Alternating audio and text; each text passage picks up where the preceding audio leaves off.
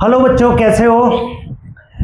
जैसा कि हमने ये सीरीज स्टार्ट किया है नीट ब्लास्टर बैच के लिए, केमिस्ट्री चैप्टर 22 और लेक्चर वाइज प्रोग्राम स्टार्ट किया है। तो बेटा ध्यान रखिएगा, लेक्चर मिस नहीं होना चाहिए। हमने 4 लेक्चर डिस्कस कर दिए हैं। अब नया लेक्चर नंबर 5 यूज कर रहे हैं। लेक्चर नंबर 5 स्टार्ट कर रहे हैं और ये लेक्चर है, इसमें हम डिस्कस करेंगे कंसंट्रेशन टर्म।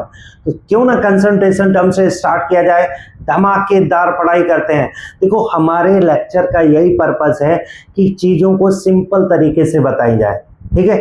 तो जो भी बच्चे जिनको बिल्कुल भी नहीं आता वो भी आसानी से समझ सकते हैं। और बच्चे, आप लोगों को क्या करना है कि चैनल को लाइक करना है, सब्सक्राइब करना है और ढेर सारे दोस्तों को शेयर करना है। तो चलिए स्टार्ट करते हैं कंसंट्रेशन टर्म। और कंसंट्रेशन टर्म में सबसे पहला कंसंट्रेशन लेते हैं। सबसे पहला कंसंट्रेशन टर्म ग्राम पर लीटर कंसंट्रेशन। नाम से ही लग रहा है ग्राम पर लीटर कंसंट्रेशन। क्या होना चाहिए अगर फार्मूला देखें तो बच्चे फार्मूला यहां पर निकल के आएगा, that is mass of solute, और वो भी इन ग्राम में। मास of solute in gram divided by volume of solution, वो भी किस में लेंगे, लीटर में। तो यूनिट क्या बनेगा, ग्राम पर लीटर। एक छोटा सा चिंटू टाइप का क्वेश्चन लेते हैं और क्वेश्चन है कि if 150 gram solute is in 5 liter solution, तो फाइंड आउट ग्राम पर लीटर कंसंट्रेशन। तुरंत स्टार्ट करता है। अच्छा, 5 लीटर में है, कोई इशू नहीं है। हमने लिखा कि भाई आंसर चेक करते हैं कि भाई क्या आना चाहिए। तो बच्चे हमने लिखा कि भाई gram per litre concentration equals to mass of solute, that is 150 divided by volume of solution, that is 5 litre. बच्चे 5 लीटर, ये 150 ग्राम, तो कितना हो जाएगा 30। तो आंसर क्या निकल के आया, आंसर निकल के आया 30 ग्राम per litre, 30 gram per litre. This is the concentration term, और वो भी फर्स्ट कंसंट्रेशन टर्म। फटाक से सेकंड कंसंट्रेशन टर्म पे हम लोग चलते हैं। सेकंड कंसंट्रेशन टर्म क्या लेंगे, second concentration term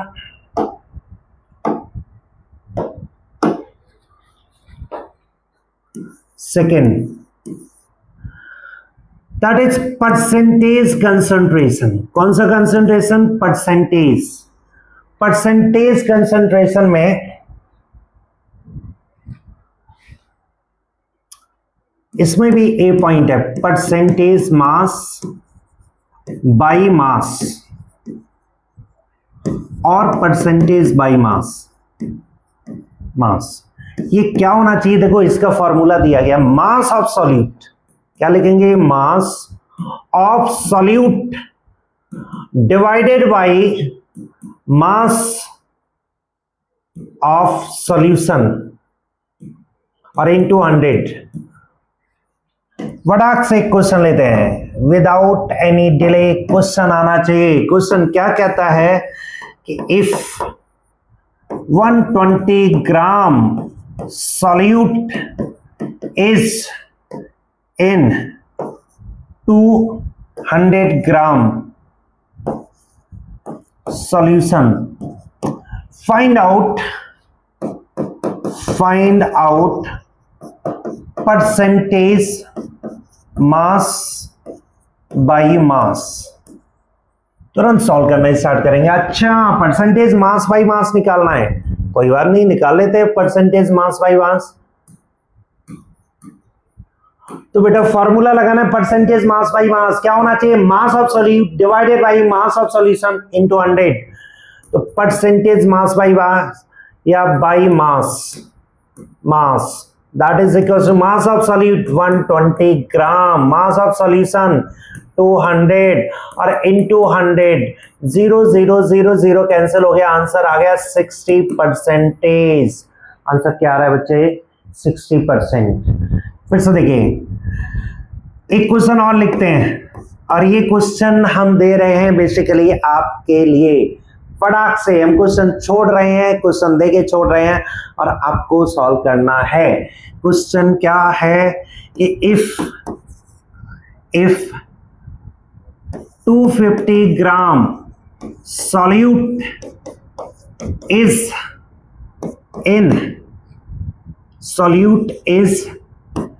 in 750 gram water, calculate percentage mass by volume, mass by mass। बच्चे ये क्वेश्चन आपके लिए है, किसके लिए क्वेश्चन है? आपके लिए। और मैं यहां पर आपको सॉल्व करना है और मैं आंसर लिख रहा हूं, आंसर इज 25%। कितना आएगा? 25%। ठीक है बच्चे, तो ये ध्यान देना है और ये आपके लिए छोड़ा हुआ है क्वेश्चन। नेक्स्ट पॉइंट आता है, next point that is, next point है बेटा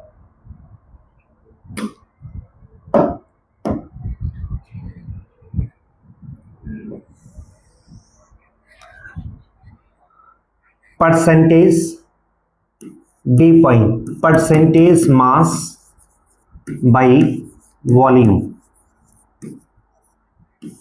नाम से ही लग रहा है मास बाई वॉल्यूम क्या होना चाहिए? मास of solute, volume of solution. तुरंत लिखा मास of solute divided by volume of solution और इनटू 100। और फटाक से एग्जांपल लिया, for example percentage mass by volume. Question, अच्छा क्वेश्चन लिखते हैं, एग्जांपल लिख रहे हैं ना, तो ये नहीं होना चाहिए। क्वेश्चन दिया गया है find out percentage mass by volume, mass by volume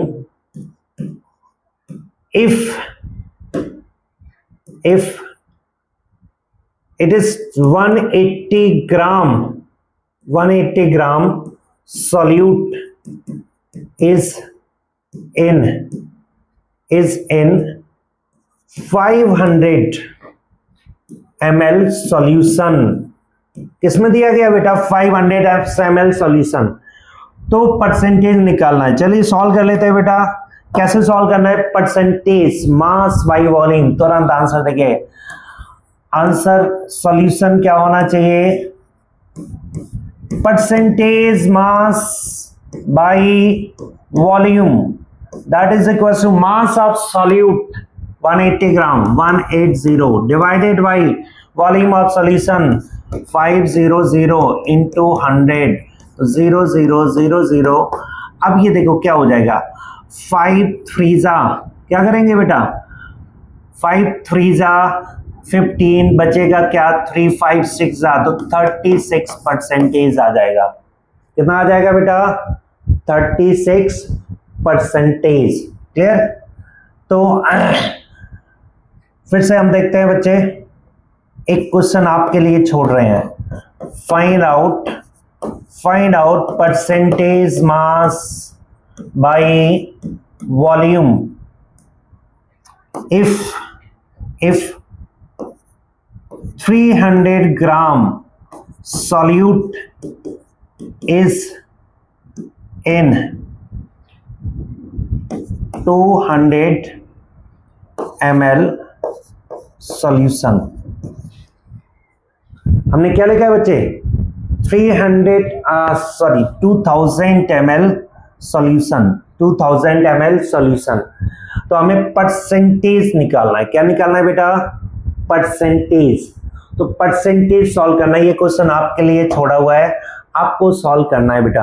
answer देखेंगे, आंसर आएगा, आंसर दैट इज 15%। ओके, फिर से क्वेश्चन देखिए, फिर से हम क्वेश्चन देखते हैं बेटा। Point C point, percentage volume by volume, percentage volume by volume, volume by volume. Formula क्या होना चाहिए? फॉर्मूला होना चाहिए volume of solute of solute divided by volume of solution और इंटू 10 इंटू 100। ठीक है, क्वेश्चन लिया 70 ml। अच्छा, वॉल्यूम का यूनिट दोनों में सेम होना चाहिए। 70 ml solute is in 200 ml solution. तो find out percentage by volume. देखिए सॉल्यूशन क्या होगा बेटा, percentage by volume. Solution by volume it is equal to volume of solute 70 ml, 200 ml solution 100। तो बेटा 0,000 आंसर आ गया 35%। क्या हो जाएगा बेटा 35%। तो 3% कंसंट्रेशन टर्म हमने डिस्कस किए। फिर से देखिएगा, next concentration term is mole fraction. Next concentration term is mole fraction. Mole fraction. अच्छा बच्चे, मोल फ्रैक्शन जो है ना एक्स से रिप्रेजेंट करते हैं। किससे रिप्रेजेंट करते हैं? एक्स। कैसे? कंटेनर एक लिया गया है और इसमें दो डिफरेंट कंपोनेंट है ए और बी। इसके नंबर ऑफ मोल्स है Na और इसके नंबर ऑफ मोल्स है Nb।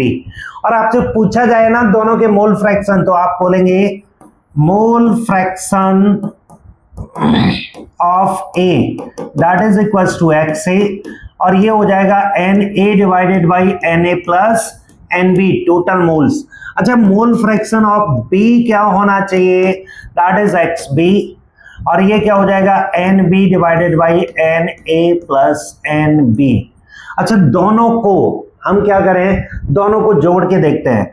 XA प्लस XB, और ये कन्वर्ट हो जाएगा Na divided by Na plus Nb, और Nb divided by Na plus Nb। बेटा इन दोनों को चेक करेंगे तो बनेगा Na plus Nb divided by Na plus Nb, और ये वैल्यू बन के आ जाएगी दैट इज इक्वल 1। तो याद रखिएगा XA प्लस XB की वैल्यू का समेशन 1 रहेगा। मतलब कोई भी मिक्सचर है और उसमें उनके कंपोनेंट का मोल फ्रैक्शन का समेशन हमेशा 1 रहेगा। क्लियर? मतलब हम यहां से सॉल्व कर सकते हैं कि भाई XA equals to 1 minus XB और XB equals to 1 minus XA। बिना कुछ देरी के हुए फटाक से क्वेश्चन उठाते हैं। क्या उठाते हैं? क्वेश्चन हमने लिया। क्वेश्चन चल रहा है कि भाई एक कंटेनर है और एक कंटेनर में 3 कंपोनेंट डाले हुए हैं। ठीक है, A, B और C। Na का वैल्यू है दैट इज 2 मोल, Nb का वैल्यू है 3 मोल, और Nc का वैल्यू है दैट इज 5 मोल। ठीक है, चलिए। अच्छा, एक और बात, ये जो मोल देख रहे हैं ना A, B, C, इनके कंपोनेंट अनरिएक्टिव होने चाहिए। ऐसा नहीं है A, B, C आपस में रिएक्ट कर गए तो प्रोडक्ट का नेचर ही बदल जाएगा। बच्चे ऐसा कुछ भी नहीं होना चाहिए। Reacting mixture must be unreacting. ठीक है, तो आप लिखेंगे XA equals to Na divided by Na plus Nb plus Nc। मतलब 2 डिवाइडेड बाई 2 प्लस 3 प्लस 5, आंसर आ गया 0.2। अच्छा, XB क्या हो जाएगा? Nb का वैल्यू देखो, Nb डिवाइडेड बाई, इसे N टोटल भी लिख सकते हैं, N टोटल। Nb का वैल्यू है 3, T represent total that is equal to 10, तो आंसर हो गया 0.3। और ऐसे ही अगर हम बात करें बेटा इसी तरह से XC का वैल्यू, तो XC का वैल्यू हो जाएगा NC divided by N total, और NC का वैल्यू है that is 5 divided by 10, answer 0.5। क्या ये बात क्लियर हो गई? और तीनों को ऐड करके देखेंगे तो आपके पास आ जाएगा XA plus XB plus XC, that is equal to कितना हो जाएगा 1। चेक करिए, XA plus XB plus XC that is equals to 0.2 plus 0.3 plus 0.5, answer आ गया दैट इज 1। तो किसी भी मिक्सर के कंपोनेंट का मोल फ्रैक्शन का समेशन हमेशा 1 रहता है। ठीक है, चलिए फिर से हम बात करते हैं। नेक्स्ट केस आता है बेटा,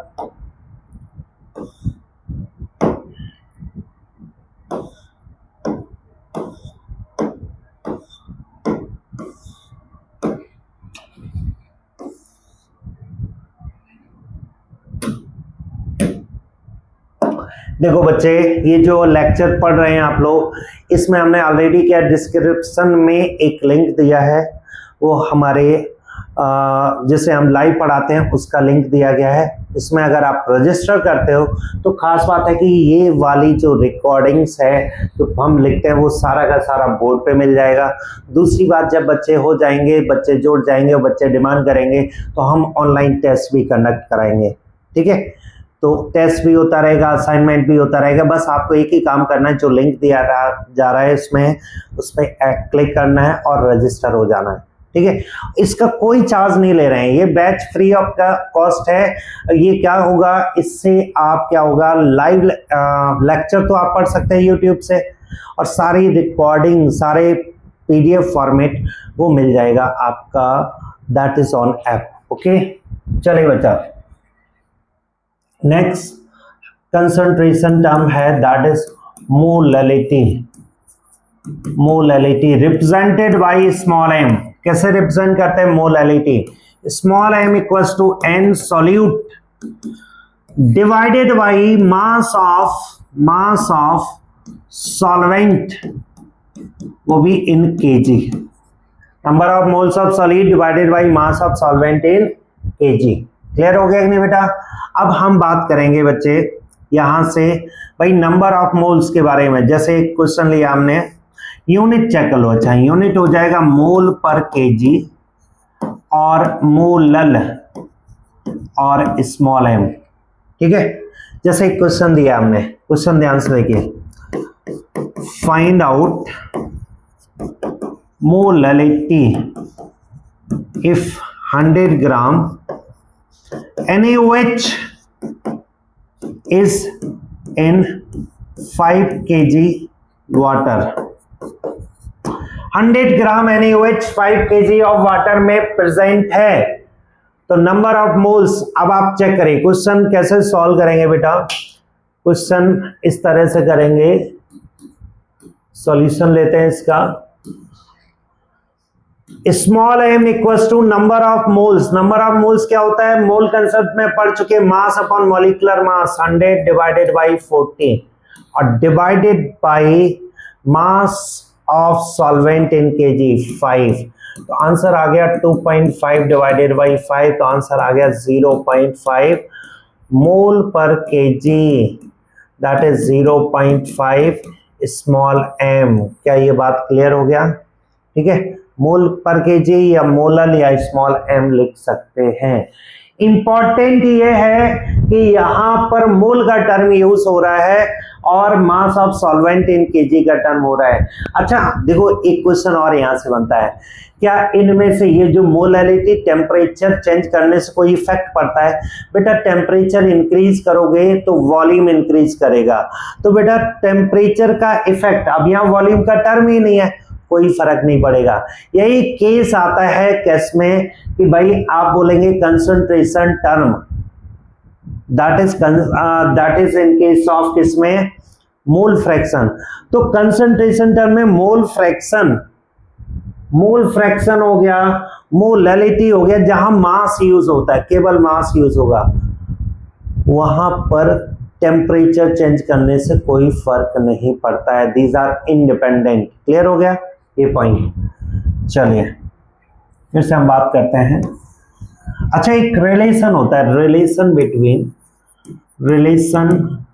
between molality and mole fraction. Molality and mole fraction में रिलेशन, तो जानते हो क्या रिलेशन होगा बेटा? ये रिलेशन होगा small m equals to molality और mole fraction 1000 XA divided by XB और ये मॉलिक्यूलर मास ऑफ B। ये फॉर्मूला का मीनिंग समझिए। फॉर्मूला क्या कहता है? फॉर्मूला कहता है कि इसमें XA तो है ना, मोल fraction of solute, mole fraction of solute, और X भी है मोल फ्रैक्शन ऑफ सॉल्वेंट, और यहां पर M भी जो दिया गया है that is gram molar mass of solvent, ये दिया गया बच्चे।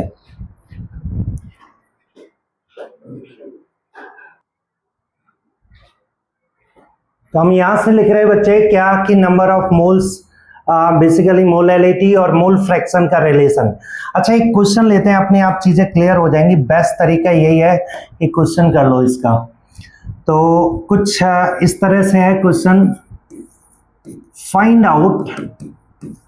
Out molality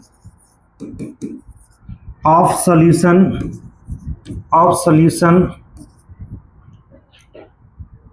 having XA equals to 0.2 और ये एक्वस सॉल्यूशन है, aqueous solution.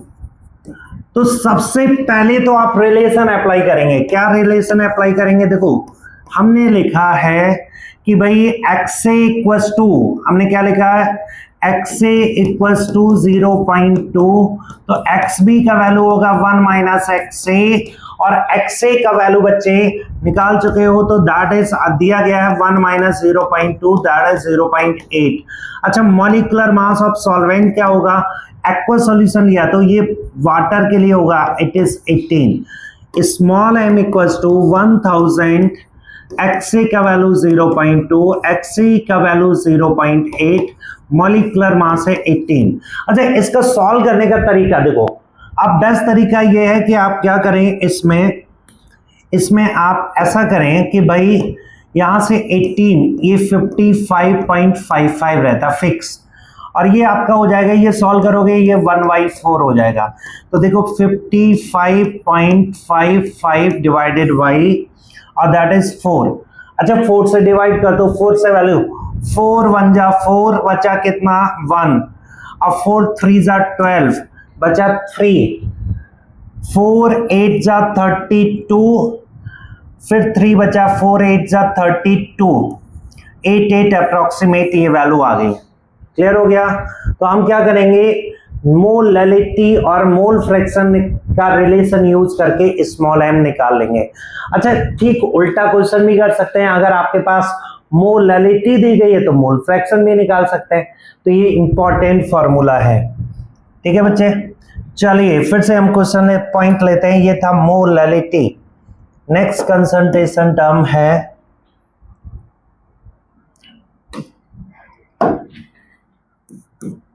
Molarity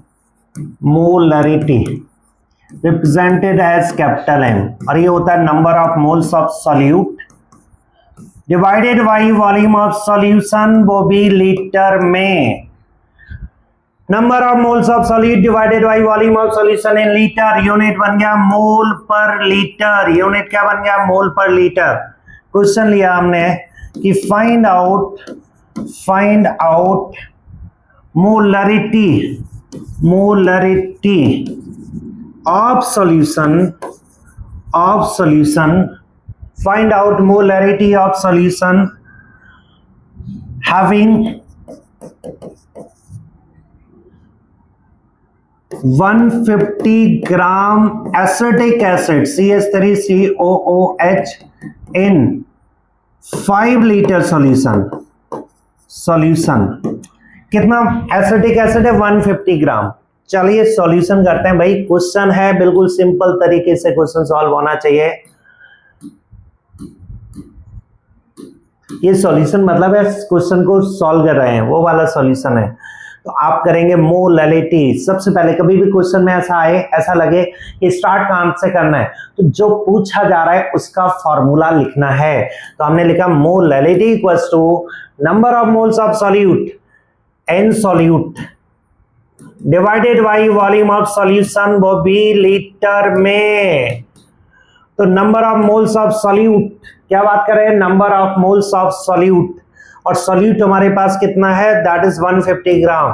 150 gram divided by molecular mass 60, ये आ गए मोल्स डिवाइडेड बाय 5। तो आंसर आया 2.5/5। तो आंसर आया 0.5 मोल पर लीटर, या फिर और इसी को कैपिटल एम बोल सकते हैं, और मोलर कुछ भी लिखेगा यूनिट चलेगा, ठीक है। मोलरिटी कंसंट्रेशन टर्म है मोलरिटी। एक इसी से रिलेटेड थोड़ा सा डिफरेंट क्वेश्चन किया जाए बेटा। क्वेश्चन दिया गया है फाइंड आउट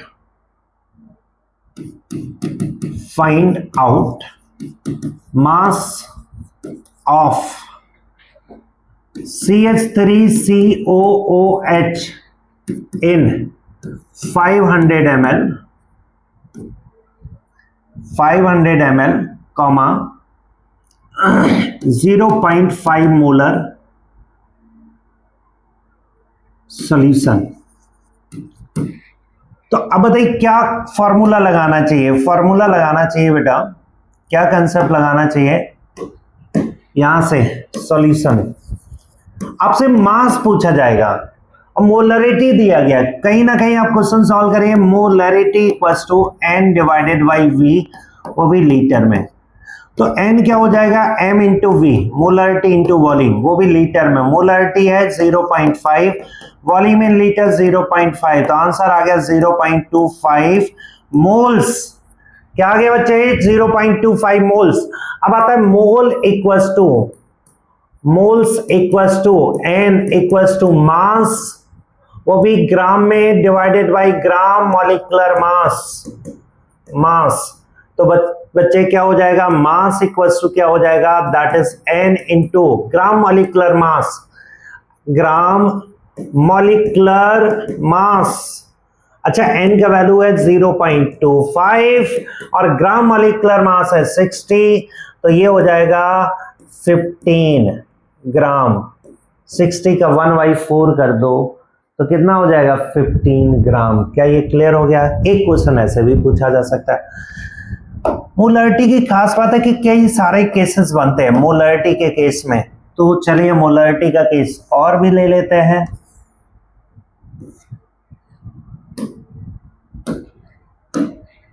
एक आता है मोलरिटी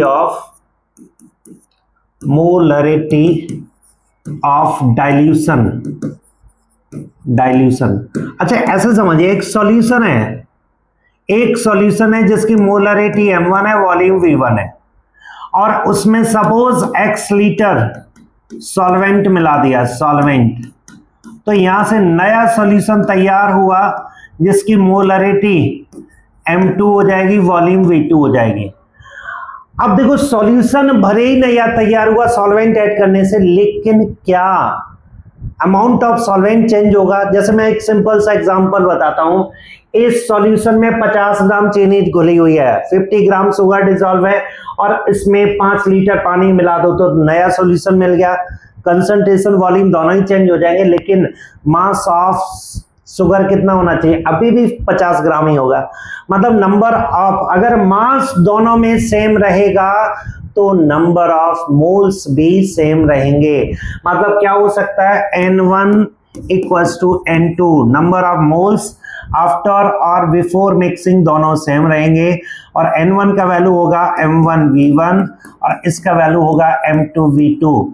ये before mixing, before dilution solute के नंबर ऑफ मोल्स है सॉल्यूट, और ये है आफ्टर डाइल्यूशन, आफ्टर डाइल्यूशन, तो क्या हो जाएगा बेटा, after dilution before dilution, formula बन गया M1V1 इक्वल्स टू M2V2। एक क्वेश्चन लिखते हैं, how many litre of H2O is required, H2O liquid water, to convert 3 molar 1 liter solution into 0.03 molar और solution। तो इसको सॉल्व करने का तरीका समझिए, सॉल्व करना है, कैसे सॉल्व करना है,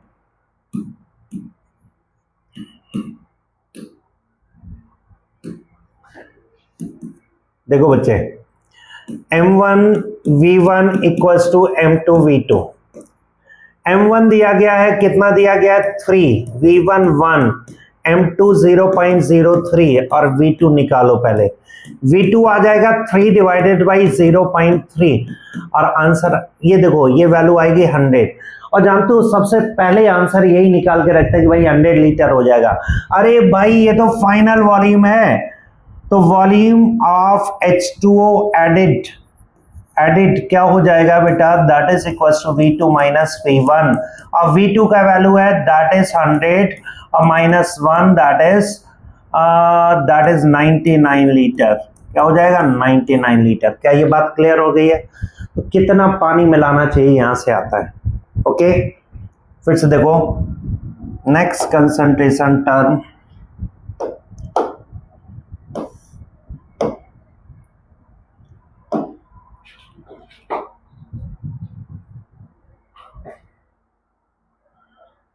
दिया गया है पॉइंट, इसी में देखो मोलरिटी ऑफ प्योर लिक्विड, एक फॉर्मूला होता है बेटा। देखो आता तो सब कुछ डेरिवेशन से, लेकिन अभी डेरिवेशन की रिक्वायरमेंट नहीं है। It is small m equals to small m नहीं, capital molarity equals to capital M equals to 1000 D divided by gram molecular mass. अब देखो 1000 D क्या होगा, D density of liquid in gram per ml। ठीक है, for example देखिए, molarity के बारे में बात करें, किसके बारे में बात करें, मोलरिटी।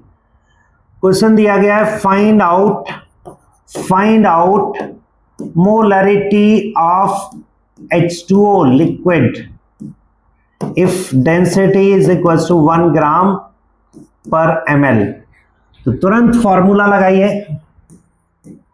फॉर्मूला लगा के देखिए मोलरिटी क्या बनेगा बच्चे, मोलरिटी बनेगा that is m equals to 1000 D का value 1 divided by gram molecular mass 18, answer आता है 55.55, ये वैल्यू आती है कैपिटल M मोलरिटी। क्लियर है कि नहीं? एक क्वेश्चन और सॉल्व करिएगा, फाइंड आउट, ये क्वेश्चन आपके लिए दे रहे हैं, फाइंड आउट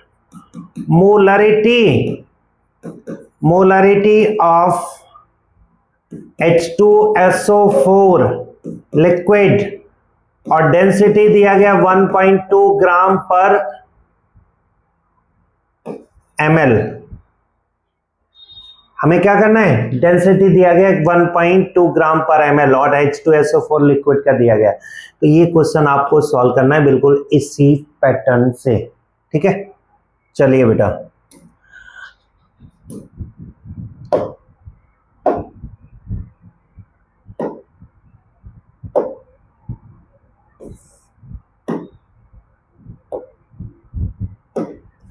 अब आता है कि कोई ऐसा पॉइंट हो, सुनिए ध्यान से। मोलरिटी के बहुत सारे केस हैं। मोलरिटी ऑफ सॉल्यूशन हैविंग, किसी सॉल्यूशन में x ग्राम पर ml डेंसिटी, या x नहीं करते हैं, ये कर देते हैं d gram per ml density and x percentage by मास दिया गया है। क्या है? x परसेंटेज बाई मास दिया गया है। तो हमें मोलरिटी निकालनी है, तो ये फॉर्मूला होता है 10dx divided by gram molecular mass. 10dx divided by gram molecular mass. For example,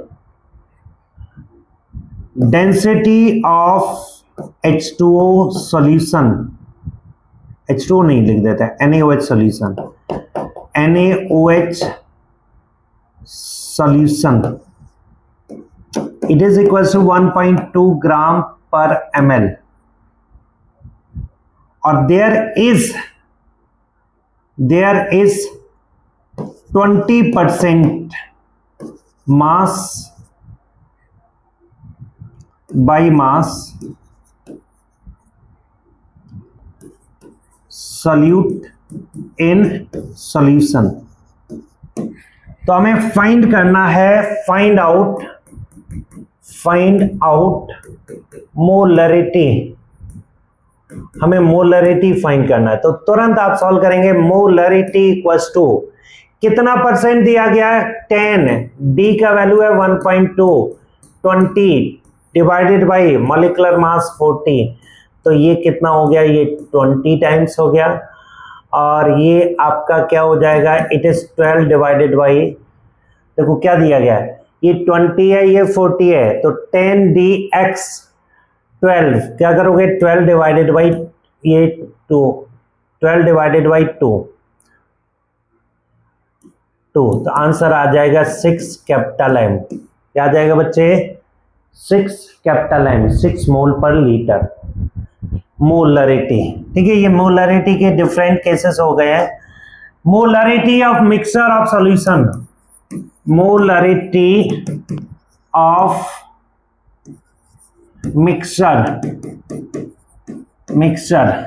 कैसे लिखेंगे?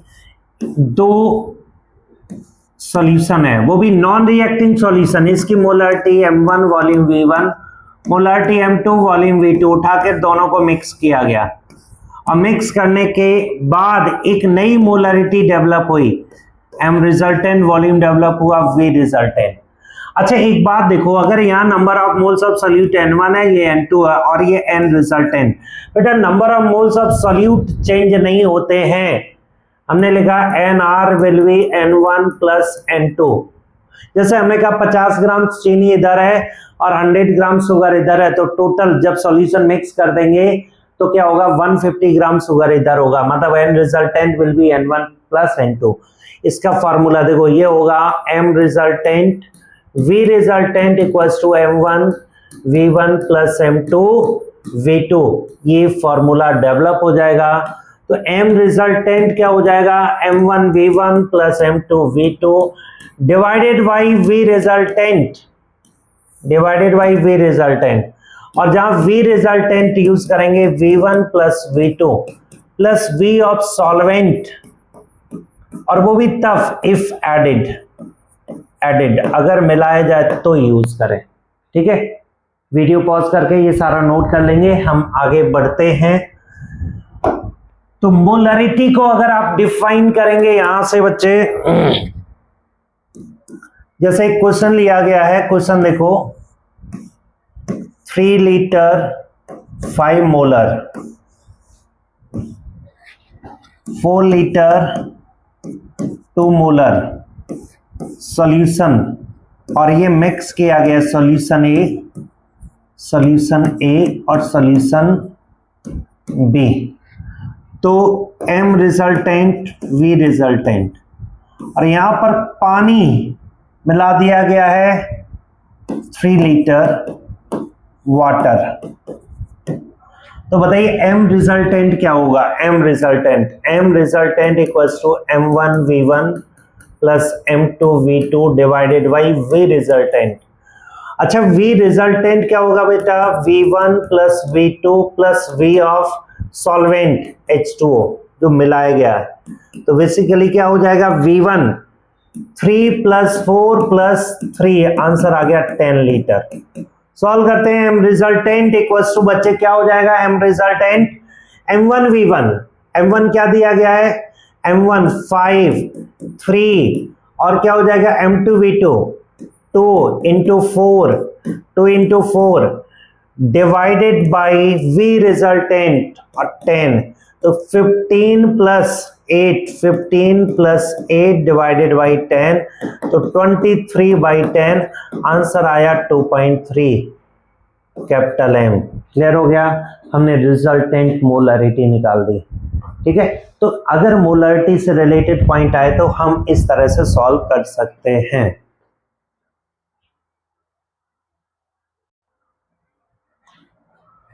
Next concentration term is ppm concentration term. ppm concentration term. ppm का फुल फॉर्म होता है पार्ट्स पर मिलियन कंसंट्रेशन, और ppm concentration होता है parts of solute divided by parts of solution into 10 to the power 6। अच्छा, parts क्या हो सकते हैं? पार्ट्स में बी, it may be volume, mass, number, etc. For example, 50 gram solute is in 5000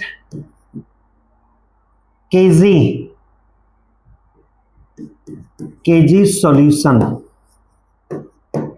Find out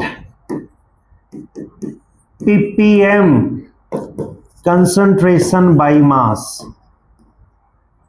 तो फिर वही बात, क्या करेंगे? ppm concentration, तो ppm concentration equals to parts of solute, mass of solute, mass of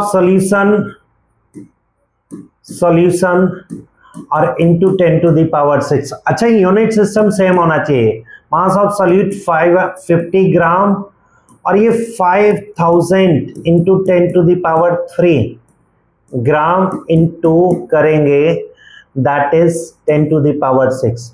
बच्चे देखो 1 2 3 और ये 3, ये सब उड़ गया। ठीक है, तो ये क्या हो जाएगा? 50 डिवाइडेड बाई 5, आंसर आ गया 10 ppm। कितना आ गया? 10 ppm। इसी तरह से अगर क्वेश्चन ppm बाई वॉल्यूम दिया जाएगा तो ऊपर नीचे वॉल्यूम होगा। ठीक है, ppm कंसंट्रेशन सॉल्व कर सकता है। ठीक है बेटा, चलिए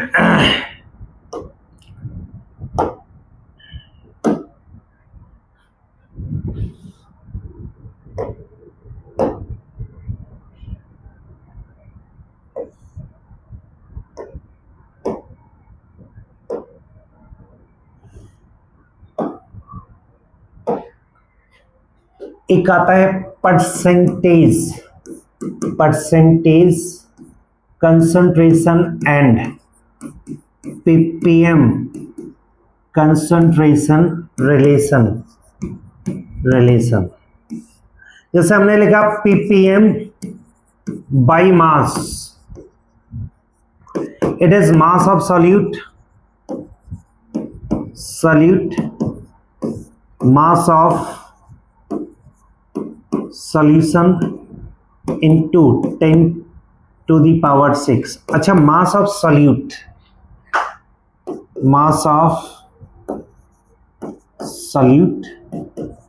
divided by mass of solution solution into 100 और इंटू 10 टू द पावर 4 लिख दो। बेटा ये तो टर्म है क्या,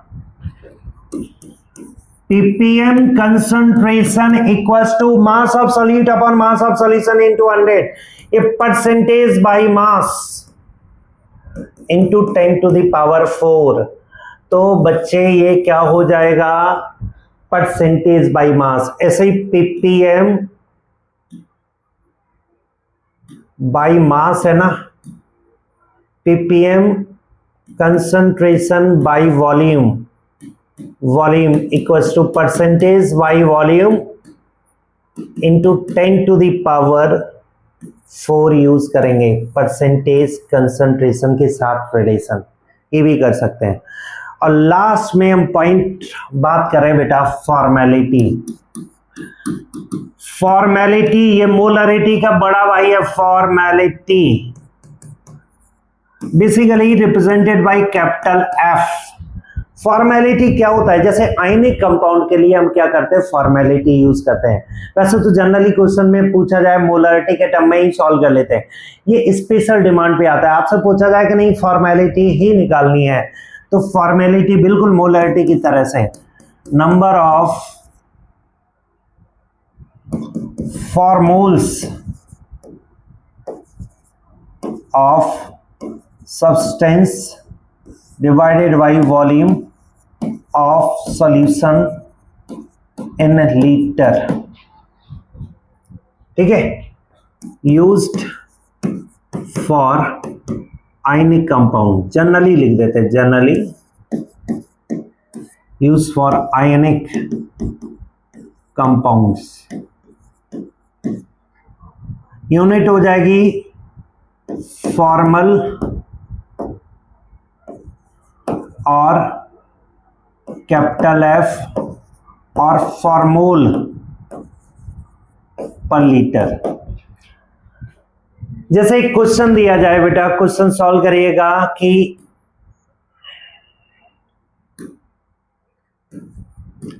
if 5.85 gram NaCl is in 10 liter solution, find out formality. अच्छा, फॉर्मेलिटी के लिए नंबर ऑफ फॉर्मूल क्या होंगे, नंबर ऑफ फॉर्मूल्स, जैसे मोल निकाले जाते हैं, फॉर्मूल्स कहीं कहीं फॉर्मूला यूनिट्स लिख देते हैं, equals to mass divided by gram, formula mass, formula mass. तो क्या हो जाएगा 5.85 डिवाइडेड बाई 58.5, आंसर आता है 0.1। अब बताइए फॉर्मेलिटी क्या हो जाएगी, नंबर ऑफ फॉर्मूल 0.1 डिवाइडेड बाई, और वो भी 10 लीटर सॉल्यूशन में, तो क्या हो जाएगा 0.01 और यूनिट बन गया एफ। तो बच्चे ये लास्ट कंसंट्रेशन टर्म था जो हम लोगों ने पढ़ा। तो इसी तरह से अभी हमने कंसंट्रेशन टर्म डिस्कस कर लिया है, इसके बाद परसेंटेज, कंपोजिशन और एम्पिरिकल फार्मूला डिस्कस करेंगे, और लास्ट नेक्स्ट टर्म पे जो हम नेक्स्ट लेक्चर में जो हम डिस्कस करेंगे that is chemical reaction limiting reagent stoichiometry, इस तरह से डिस्कस करेंगे। फिर से याद दिलाता हूं मैं आपको बच्चे कि आपको लेक्चर पसंद आ रहे हैं तो लाइक और सब्सक्राइब करिएगा, साथ में ढेर सारे दोस्तों को शेयर करिए। हमने पहले भी बता रखा है, उसमें एक ऐप का लिंक दिया गया है, अगर उस ऐप पे क्लिक करते हो तो ये बैच आपके पास पहुंच जाएगा, इस बैच की PDF आपके पास पहुंच जाएगी, और रिकॉर्डिंग तो आप यहाँ पर देख ही रहे हैं, यूट्यूब पे पड़ा हुआ है। साथ में हम आपके टेस्ट भी कंडक्ट करा सकते हैं, इस पर रिक्वायरमेंट असाइनमेंट भी दे सकते हैं। तो बच्चे इसी के साथ मिलते हैं आगे नेक्स्ट लेक्चर में। आप लोगों ने क्लास देखा, अच्छा तो इसके लिए बड़ा सा थैंक यू। और हम क्या कर रहे हैं बेटा, एक असाइनमेंट दे रहे हैं सभी बच्चों को, ये क्वेश्चन PYQ है जो आपको सॉल्व करने हैं, तो क्वेश्चन जरूर सॉल्व करिएगा हम। लेकिन ये क्वेश्चन आपको मिलेंगे कब, जब आप जो है ये सारे क्वेश्चन देखो, हमने PYQ दिए गए हैं, ये सारे PYQ दिए गए हैं। ये सारे क्वेश्चन मिलेंगे जब आप लिंक पे टच करेंगे, लिंक पे शेयर करेंगे, रजिस्टर हो जाएंगे तो आपको ये क्वेश्चन PDF फॉर्म में मिल जाएंगे। ठीक है बच्चे, आपके आने के लिए, लेक्चर देने के लिए एक बड़ा सा थैंक यू बनता है।